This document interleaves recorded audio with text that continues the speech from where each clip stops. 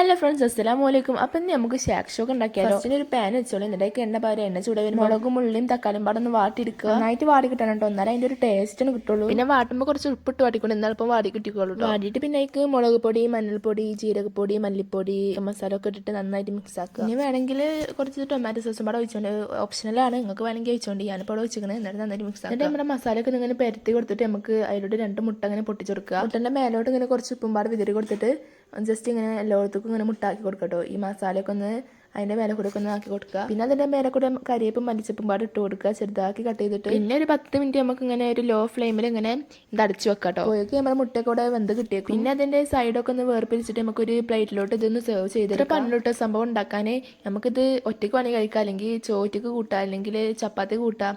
ചപ്പാത്തിക്ക് ഭയങ്കര ടേസ്റ്റ് ആട്ടോ കൂട്ടാം. എല്ലാവരും ട്രൈ ചെയ്ത് നോക്കി. അപ്പം ഇന്നത്തെ വീഡിയോ ഇത്രയുള്ളൂ. എല്ലാവരും ഇഷ്ടപ്പെട്ട ലൈക്ക് ആക്കുക, ഷെയർ ആക്കുക, സബ്സ്ക്രൈബ് ആക്കുക, കമൻറ്റ് ആക്കുക. അപ്പം അസ്സലാമു അലൈക്കും.